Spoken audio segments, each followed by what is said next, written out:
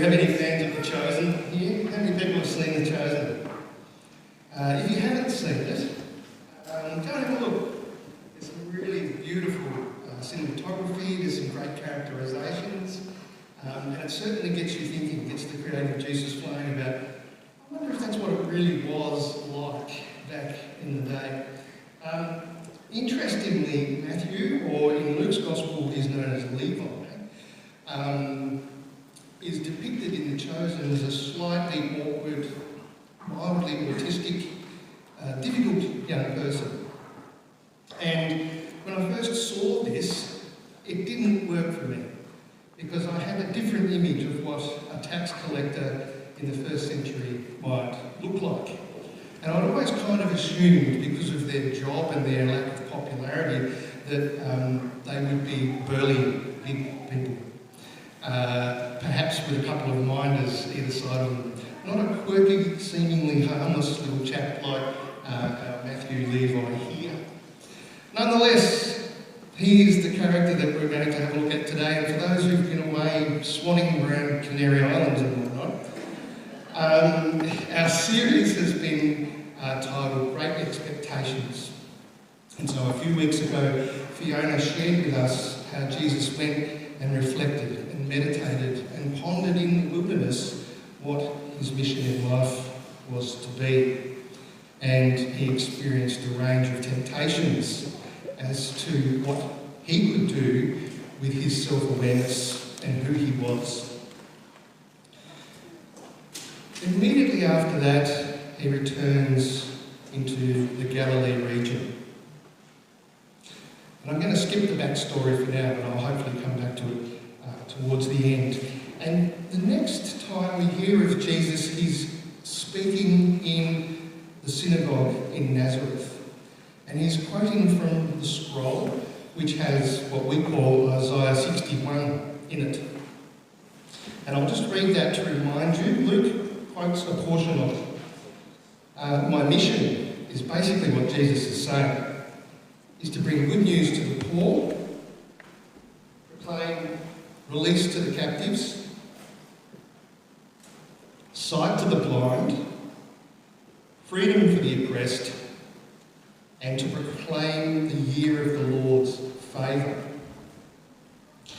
Sight to the blind, release to the captives, good news to the poor, and freedom from oppression and the year of the Lord's favour.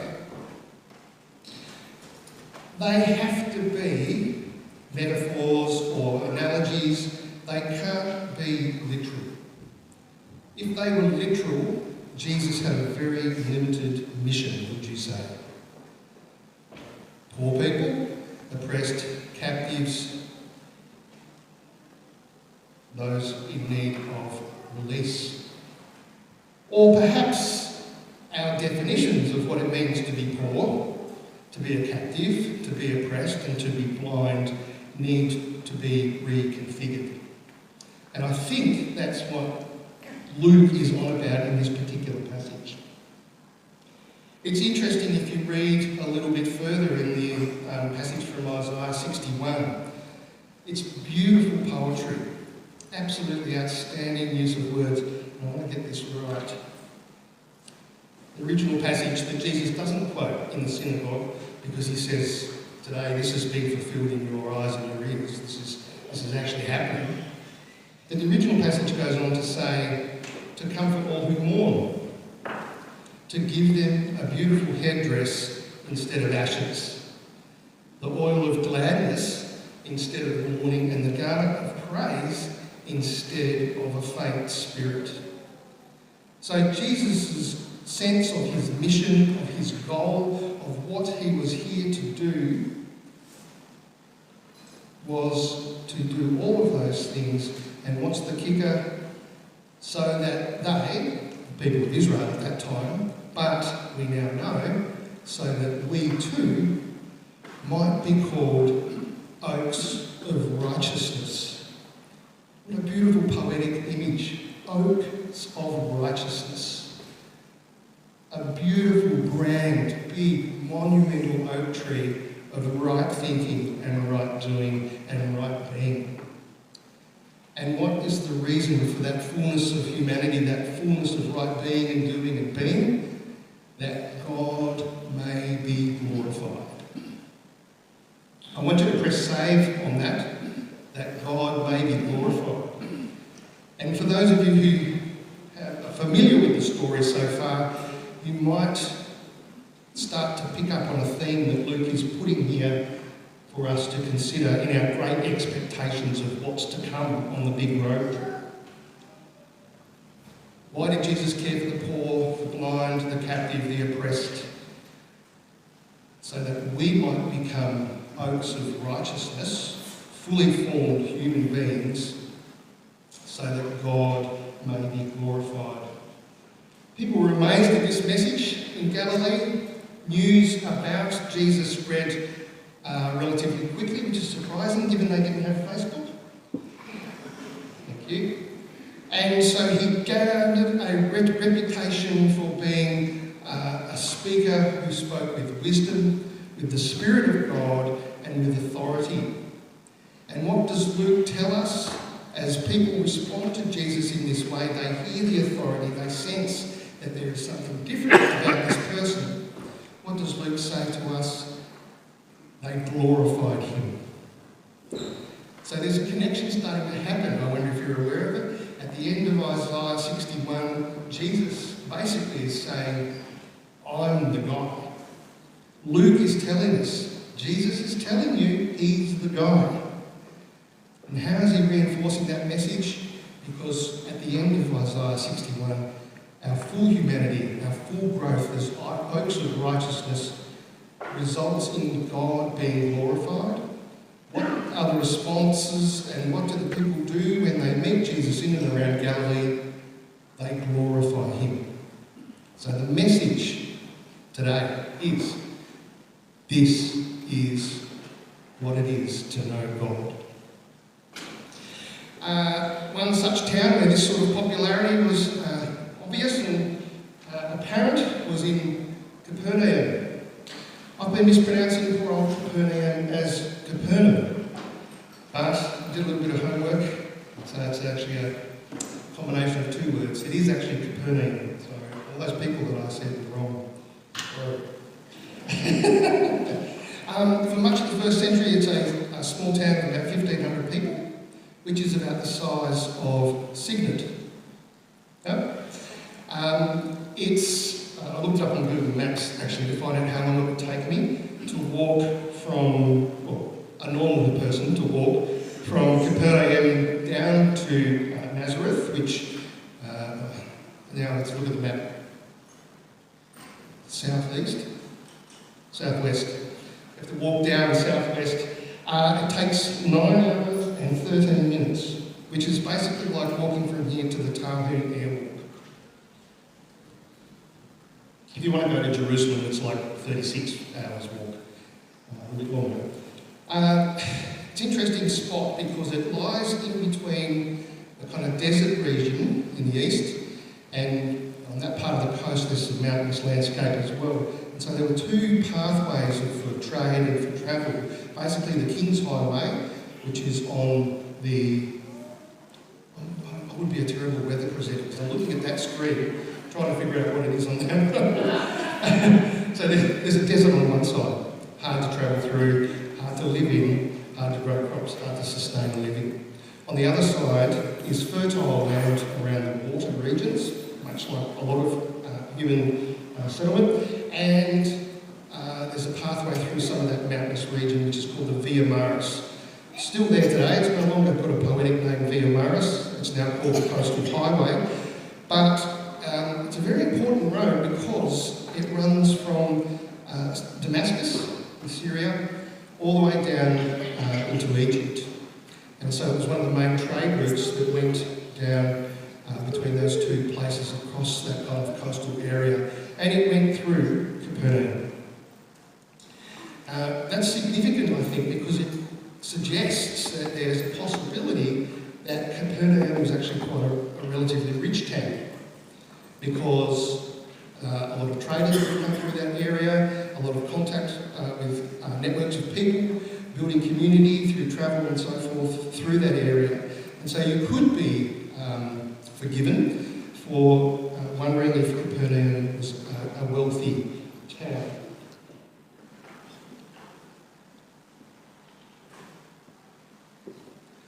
Unfortunately, in the first century, about 8.5 people out of 10, I don't know where the half comes from, 8 or 9 people out of 10 lived at or below subsistence level. So in a town the size of Capernaum, 1,500 people, you would have had 150 to 200 people who we would consider to be wealthy. And there was no middle class in this day and age, so you've got your wealthy people and then the rest of us. Some of those rich people would have been landowners, traders, some of your higher end artisan creators, but most people would have lived pretty much from hand to mouth, and some days for them, fasting probably would not have been an optional choice. It would have been something that they just had to endure because they didn't have enough money to trade, buy, look after themselves. The very poorest of those people would not be unlike these gentlemen we can see in the photo. This is from a place in Manila, in the Philippines. It's called Happy Land. It's actually a tip, and it's the biggest, poorest slum in Manila, and these gentlemen are recycling, well, trying to recycle plastic to make a living. So a lot of people would have lived in this kind of poor, disenfranchised, hungry kind of state for a lot of their life.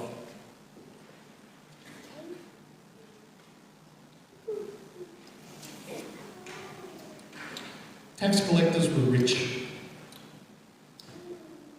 very rich. They were also despised. And so I was trying to come up with a modern correlate of what a tax collector, what we would consider, what would be the equivalent today. And I did get some help from one of my favourite Jewish authors, Amy Jewel Levi, and she suggests that tax collectors today, we might more profitably think of them as people like drug dealers, people like human traffickers, people like arms traders. This kind of character that takes advantage of those of us in society for their own personal gain. They're not so much interested in the collective good, they're interested in their own good. And tax collectors are these kinds of characters. And so our quirky little Matthew from The Chosen, and obviously cute and slightly autistic, and, you know, Gaius is being careful to look after him. If that's the kind of character that the tax collector was, he was also despised by his colleagues, by his community. It's probably likely that he had very few friends. It'd be untrue to say that he had no friends, but very few friends. People of similar reputation and business practices. Perhaps he was also the kind of person who would buy friends for different reasons. So when we're thinking of our tax collector, we need to think in our own mind, someone who traffics humans, someone who collaborates with foreign governments to sell them weaponry to kill other people. That's the kind of feeling that your average Jewish person in the street, and the Greek people in the street, and the Egyptian people in the street would have had for a tax collector. Not the kind of person that you invite round for dinner, not the kind of person that I would like to go to their house for dinner, to be honest. Luke's not the only one who presents tax collectors as price gougers, exploiting those from whom they collected the tax. There's a whole rabbinic tradition that falls outside of our Old and New Testament that talks about tax collectors being akin to murderers and robbers. They weren't allowed to testify in court. They weren't allowed to exchange money at the temple. And so what does a tax collector like this do? They work, they make a lot of money, but they don't have any friends. The centre of all of Jewish life is the temple, and they can't go there. So really, in what ways is Matthew, Levi, rich? He's economically rich. But beyond that, what does he have in all of those other ways that human life is sustained through loved ones, through family, through community, through belonging to people and places that share a common good? Matthew, Levi has none of that.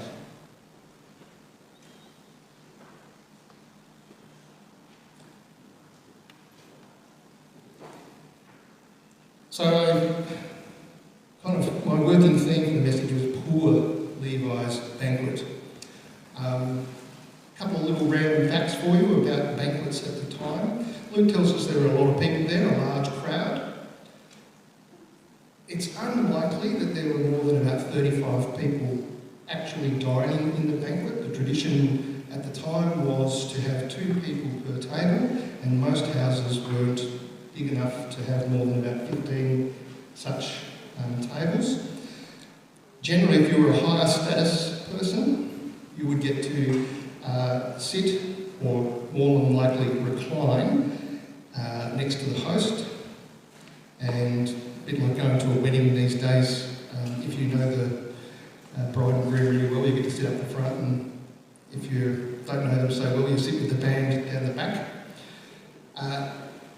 Nonetheless, even though there's a pecking order in the way that people recline and sit in such a banquet, once they are sitting and eating at the meal, they are generally treated equally.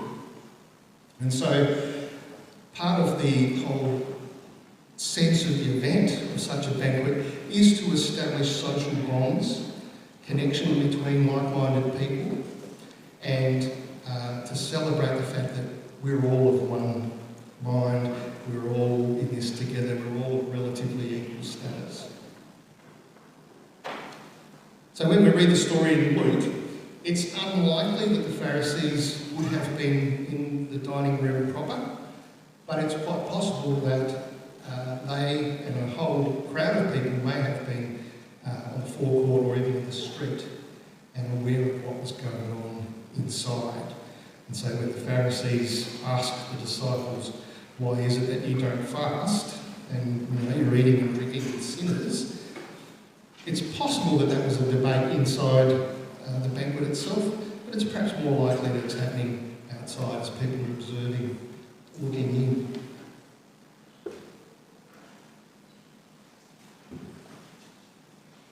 Just to explain those pictures, by the way, the one on your left is a picture of a fish being prepared for a meal.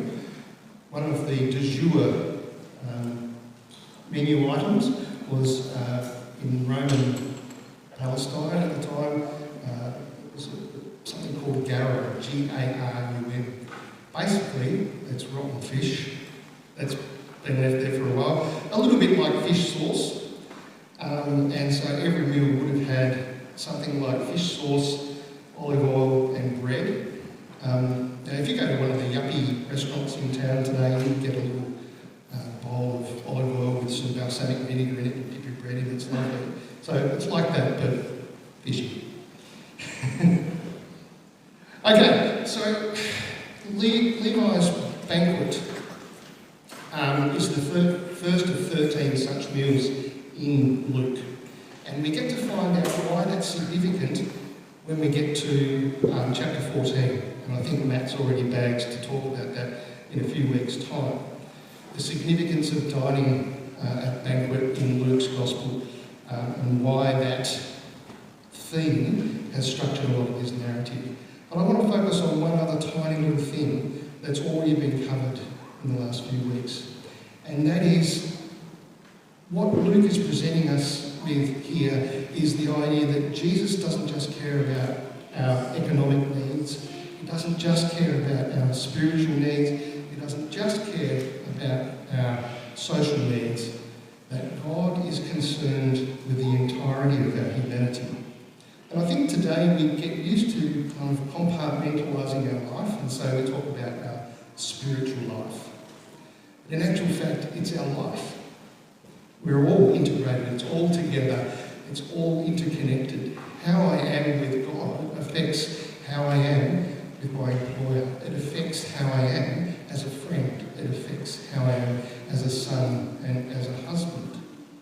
And so the idea that we have today of, how's your spiritual life, it's probably not really a question that a first century Jewish person would have understood, because Jesus and Luke in this particular passage is basically saying, I'm interested in all of you. I'm interested in every aspect of your life. If you are going to be an oak of righteousness, I'm not just concerned with the leaves down on the bottom left-hand corner. I'm interested in the roots, the trunk, the scale, the rings that grow as you grow bigger, the amount of moisture within you. I'm concerned with all of you. And the way that Luke depicts this is really beautiful. Even if you're not into the theology, even if you don't believe in God, think about this in purely literary terms.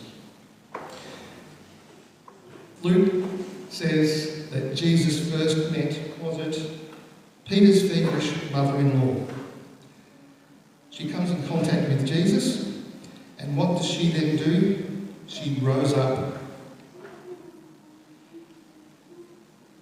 She rose up. She got up, and she began to serve him. The next person that Jesus meets is a skin-diseased man. After meeting Jesus, what does he do? He rose up. Same word. Peter's mother-in-law rose up from being feverish and served. The skin-diseased man rose up and went to offer a sacrifice in the synagogue. The paralysed man, the guy that gets lowered through the roof, what a great image and story that is. That is tenacity, resilience, friends believing that this man can help this guy. What did the paralysed man do after meeting Jesus? He rose up. Same Greek word again. And then the kicker. Jesus comes, meets Levi at the booth, and what does Luke say that Levi did? He rose up. In other words, in Luke's mind, in Jesus' mind, in the reign and rule of God, there's no difference between being physically sick, socially sick, economically poor, politically oppressed. From all of those kinds of conditions, Jesus has come that we may be set free, that we may rise up, that we might become oaks of righteousness. What a beautiful, beautiful, affirming message. There is another side to the story, and I'll touch on it only very briefly. In calling Levi, he's offering friendship. Jesus is offering friendship, eating together, relationship, restoration to the community, the possibility perhaps of going back to the temple, of offering sacrifices, of being with the Jewish community. And that's all great for Levi, but is there another side to it?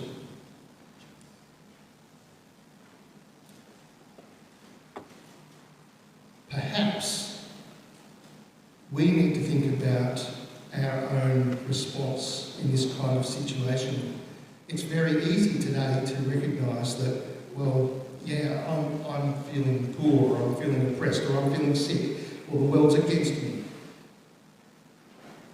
But the other side of it, the other side of the coin is, in what ways are we being the oppressor, the one who limits other people's access to social goods, to the communal good.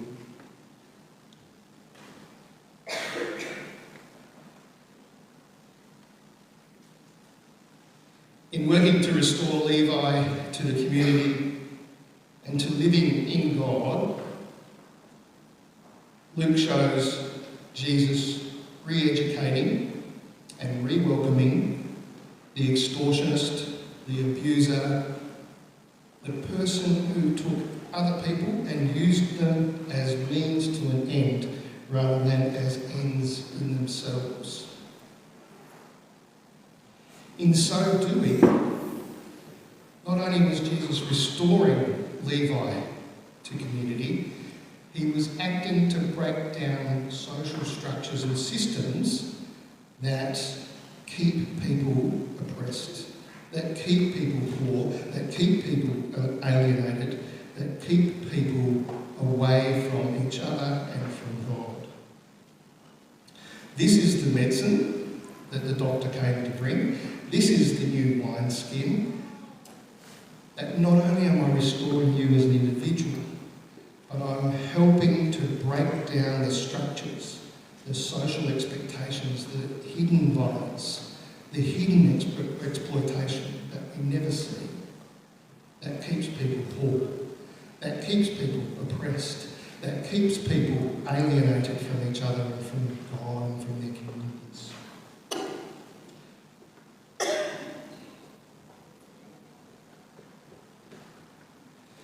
So for me, there's two messages in this passage. One is, bad things happen when I'm not right. Bad things happen when I'm not right. When I'm not right thinking, right minded, right being, right acting, right doing. In other words, righteous. I'm lacking my righteousness that God has given me. The other message that comes through is that bad things happen when we're not concerned for the collective good. Levi wasn't concerned for the collective good. And so in imposing extra tax on people, he was sustaining a system that kept people poor. And it wasn't just that they were economically poor, because by virtue of that, their access to the temple, the centre of Jewish life, their access to the community was also limited. And so Jesus acted in a way that restored Levi to God and to the kingdom of God, but also served to break down the social structures that oppressed everyone. They are the two messages that I take from this passage. Perhaps I can put it more positively. Good things happen when I am right with God. And good things happen when I'm concerned for the collective good. Good things happen when I'm right with God. And good things happen when I'm concerned for the collective good. So this week I think my takeaways are pretty simple. What are the times where I feel poor, disenfranchised, weak, ignored, trodden on, oppressed, denied, not respected, not welcome? That's one side. And what's my other reflection? Are there times in my life where I am denying the freedom of other people, where I am acting in a way or sustaining systems and cultures and societal expectations, structures that keep people in their place? I'm not going to extemporise on some actual practical examples of that, but those of you who know me well, that they often gravitate around issues of one's ethnic identity and one's sense of gendered identity. That, for me, is two of the very powerful ways that I want to be aware that I am not putting people in places that keep them poor, that keep them isolated, that don't let them share in the collective good. They are my challenges that I take from this today.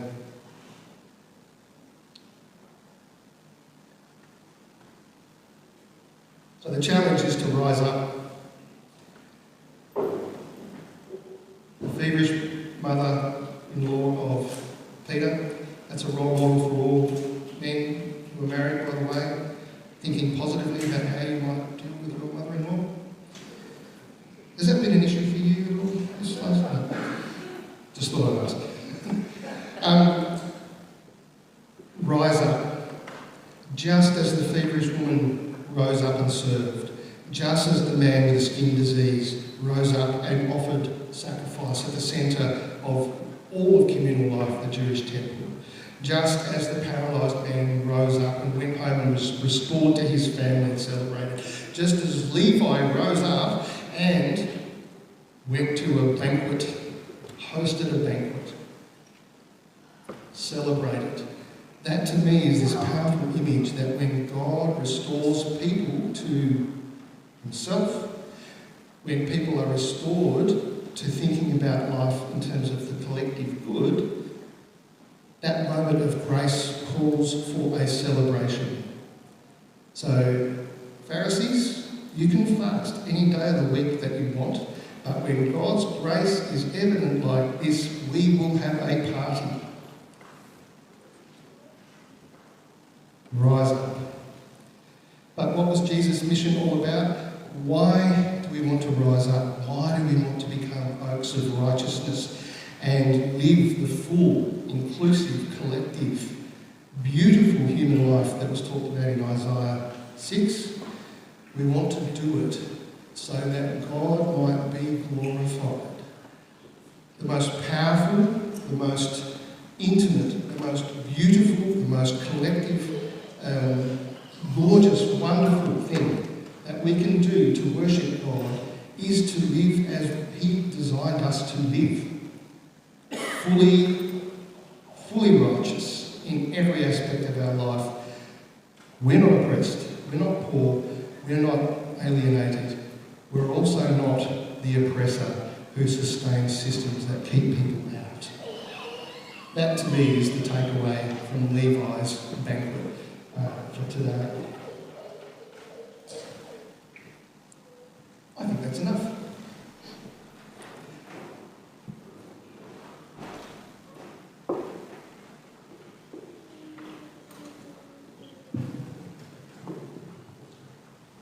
Was that good, was it? Yeah.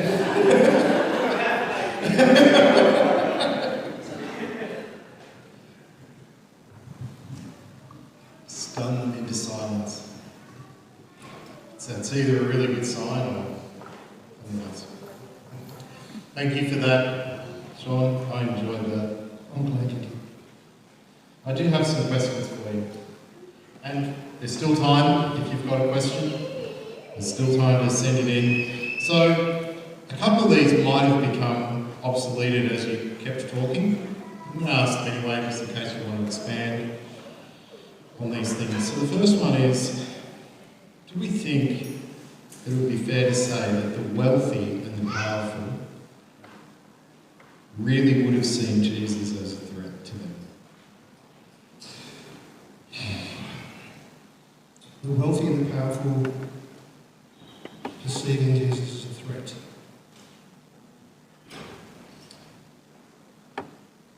It's something that I would certainly think about. But actually, I think the message here is that, well, Jesus says it himself. It doesn't say it's impossible for the wealthy to enter the kingdom. He just says that it's really hard. Yep. And it's interesting when you look, if you just read about all the tax collectors in Luke and see what happens. Actually, when we get to the banquet in Luke 14, he actually says to the tax collector there, don't invite all your rich friends. Don't just invite your buddies. Invite the poor who can't respond in kind. Invite those who will never get an invite. And so Luke's kind of setting us up a little bit here to think about, well, how did the wealthy respond to Jesus' call? Were they threatened? Perhaps, some of them. But actually, the message in this particular instance is that Levi was restored to the reign of God and to his community. later on, 13 banquets later, and certainly by the time we get to Luke 14, the way that Jesus deals with the wealthy is a different case. It's almost like Levi's grown up and he's saying, okay, now I can give you the hard part of the message. I think some were threatened, I think some were indifferent, just like we are today. And who are the tax collectors in our modern society, perhaps here in Hobart? I don't know any drug dealers in Hobart. I'm sure they're out there. But I think the image that I wanted to kind of conjure was one that I've had a very benign or a kind of passive view of what tax collectors are. We all pay tax. I personally think that paying tax is a good thing because I believe that is the way that the collective good is improved. So politically and socially, and perhaps in other ways, I'm in a different position to some people who want to minimise the amount of tax that we pay and, user pays sort of thing. So I personally believe that paying tax is not a bad thing. So when I think of tax collectors, they're not that frightening to me. But actually in this story, these people are thugs. And the last time I went into a bar, I was about this far away from the guy, and the person next to him punched him in the face and the man fell down. Now that scared the living daylights out of me. I was immediately frightened, my pulse rate, everything was happening. And I went to look at the guy and he was out cold and I wanted to avoid another guy. But, those kinds of people scare me.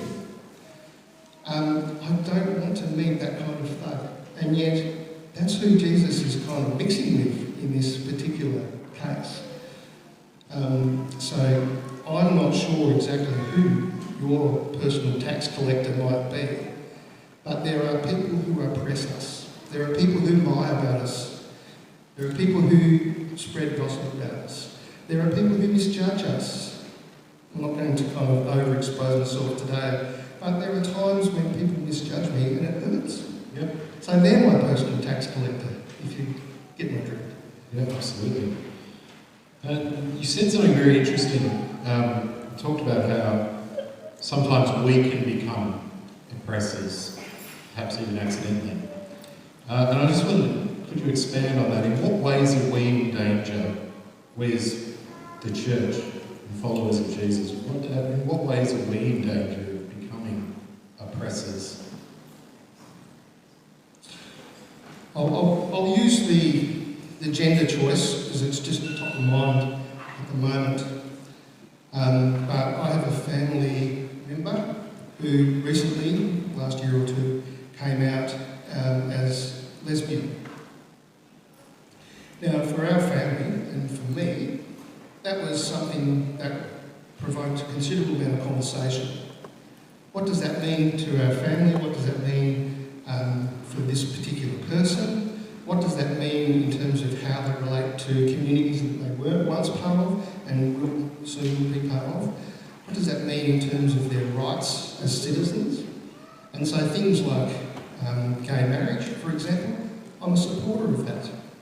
Because if I deny two people who love each other the opportunity to marry, just like I have, I think I'm part of the problem. Now, I understand that that's a pretty controversial view for many people, and I accept that we might have a difference of opinion on that. But from my view, I want to be someone who doesn't oppress by limiting their access to be able to relate to each other as two people who love each other relate to each other. That is paramount in my mind. And so that has impacts on how I serve the community, let people be part of the institutions and the bodies that I'm a part of, how I talk to people, whether I try and use inclusive language or whether I call everybody guys. How you going, guys? That sort of limits 50% of the people here because they're women. So I wonder how the men would feel if I started to suddenly say, "How you going, girls?" When we say it like that, it becomes really obvious. And so I think the ways that I personally oppress people are those very subtle ways, and they're hard to kind of move beyond sometimes. But stories like this one today are just a reminder for me personally, just be aware of it, Sean. Think about it. Try and be understanding of people before you want to be understood by them. Try and find out what it's like to look in their shoes. Well said. I've got one that's just come in. How do we manage our righteousness? Stop. How do we manage our righteousness to keep it in good health? How do you manage your righteousness? Sorry for that person, I don't mean to laugh at your question. I'll tell you this week, in preparing this message, I became aware of something that I hadn't thought about enough. So, all through the first century, the centre of Jewish life is the temple. Had been for a long time. But then in 66 or 67, somewhere there, the temple was destroyed. 70, thank you. The temple was destroyed. And so, in the past, where the Jewish community or Jewish people would have gone to temple in order to express their worship and communal kind of thinking and living in God, what did they do when the temple was removed? And so what happened historically in the development of Jewish faith, and this is relevant to us as well, I think, was that there was a greater focus on personal prayer. So instead of going to temple to worship, there was no temple. We were all around Galilee or parts of Judea and whatever. How do we celebrate that kind of centrality? And so prayer becomes more important. And so for me, unlike my friend David Knox, I'm a bit of a diary keeper and a meditator. And so what I've always tended to probably call prayer, I now use words like reflection, meditation, mindfulness, in order to locate myself in God. And so that oak of righteousness is a powerful image for me because I also care about our environment, and the beauty that we see every day is a prayer. And May's opening song this morning is the little things that happen in life. They are how I build my righteousness. They are how I remain mindful of God. And I think those little things, saying hello to people who've been away, hearing May's song, looking out the window this morning in bed and thinking, oh, it's gorgeous. Those are the ways that my righteousness is improved in a very small, everyday way. I've got one more question for you. You talked about how we can sometimes compartmentalise our lives in potentially unhealthy ways. How do we watch against that? How do we guard against that in our lives? It's a hard way. This is why I like asking the questions. I do think it's a particularly Western cultural thing that we think about ourselves as little individuals, and it's like, okay, that's my work life, that's my home life, that's who I am at church. I really want to be someone who is the same all the time. I want to be consistent. I want to be known for being a man of integrity, wherever I am. And so the compartmentalising is more, it's not so much about changing anything that I particularly do or the way that I organise my life, it's about how I sense myself in God. And so if I am living constantly in God and aware that the communal good is just as important as me, my wife would say, and my sister might say, it's we before me. When I think about life in those ways, I think it helps me to not just focus on little compartments of life, but actually to think about the lot. Doesn't really answer the question, I'm sorry, but I'll take my notice and I'll try again next time. That was a good effort.